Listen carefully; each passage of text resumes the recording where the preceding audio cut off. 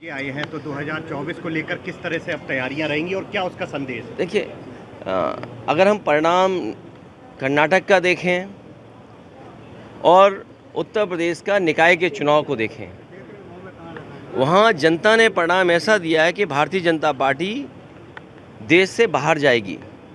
और जो निकाय चुनाव में थे, अधिकारियों ने अगर बेईमानी न की होती और जिस तरीके से जगह जगह से सूचनाएं मिल रही हैं, अधिकारी खुलेआम हस्तक्षेप कर रहे थे, वोटर लिस्ट से लेकर के सरकारी कर्मचारियों का व्यवहार और सरकार का दबाव ये बता रहा है कि आने वाले समय में भारतीय जनता पार्टी न केवल जहां कर्नाटक से साफ हुई है, उत्तर प्रदेश या अन्य राज्यों से भी भारतीय जनता पार्टी का सफाया होगा।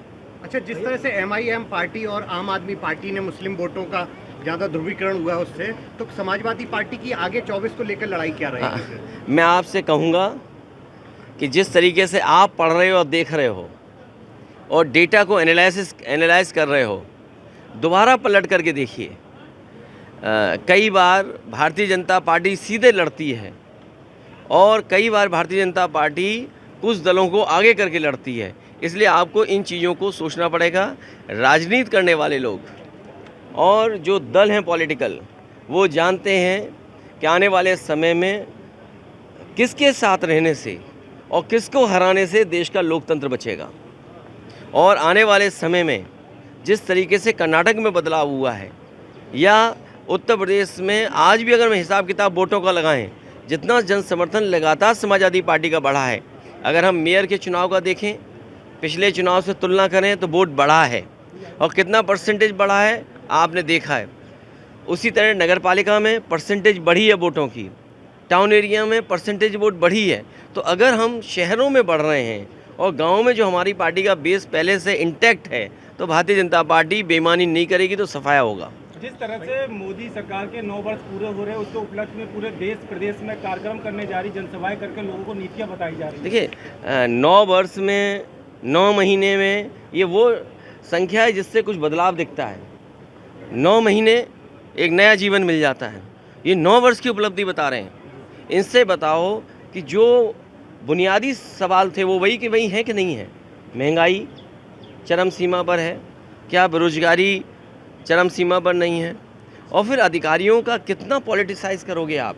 जो पार्टी अपने आप को ये कहती थी कि हम अधिकारियों को पॉलिटिसाइज नहीं करते, अधिकारी बड़ी संख्या में भारतीय जनता पार्टी के कार्यकर्ता बनकर के काम कर रहे हैं। तो क्या लग रहा है कि जनता की समस्याओं को लेकर खड़े उतर पाए हैं सरकार? देखिए, आपको याद होगा धुएं के लिए सुप्रीम कोर्ट को हस्तक्षेप करना पड़ा और इस देश के वो प्रधानमंत्री हैं या वो बीजेपी है जिसने सबसे ज़्यादा झाड़ू उठाया। और आज हम डीजल पेट्रोल जो खरीदते हैं उसमें सब में स्वच्छ भारत के लिए अब सेस लगता है। अगर डीजल पेट्रोल से पैसा इकट्ठा किया जा रहा है, नमामि गंगा में पैसा दिया जा रहा है, तो ये सवाल वही का वही खड़ा है, क्या कूड़े का निस्तारण इनकी सरकार में ठीक होगा कि नहीं होगा? नालियाँ साफ़ होंगी कि नहीं होंगी? तो शहरी समस्या अलग हैं, हमारे किसान की समस्या अलग है। किसान की कोई गेहूँ खरीद नहीं हुई, जैसी की जो महंगाई थी वैसी दिख रही है, जो तकलीफ है वैसी दिख रही है। तो क्या बदला है 9 साल में? तो 24 को लेकर अब क्या तैयारियां पार्टी करने जा रही है? चूंकि राष्ट्रीय लेवल पर सब अब एक होने की तैयारी जो हो रही है, तैयारी ये करनी है कि आपके चैनलों से बचा जाए। एक आखिरी सवाल ये है, जिस तरह और से आपके प्रचार से बचा जाए। जिस तरह से बीजेपी पूरे प्रदेश में जहां जहां सीटें हारी उसको लेकर समीक्षा कर रही है और वहां की जो सांसद विधायक उनसे रिपोर्ट कार्ड मांग रही है, आखिर हारे क्यों? उन्हें समीक्षा इस बात की करनी चाहिए थी कि उन्होंने कितने अधिकारियों से बेईमानी कराई। सहारनपुर में एक अधिकारी ने निष्पक्ष होकर के उसका रिजल्ट दे दिया, तो उसे शंटिंग कर दी, उसे छुट्टी भेजने की तैयारी है। और तमाम अधिकारी ऐसे हैं जो बीजेपी के लिए काम करते रहे, काउंटिंग से लेकर के काउंटिंग के बाहर स्थलों पे। और पत्रकार साथियों, आप सब वो बातें जानते हो, क्या छिपाया आपसे? केशव प्रसाद मौर्य कह रहे हैं कि सपा का सूर्यास्त हो चुका है, भाजपा ही वर्तमान और छोड़िए इन बातों को, कुछ नहीं रखा इन बातों में।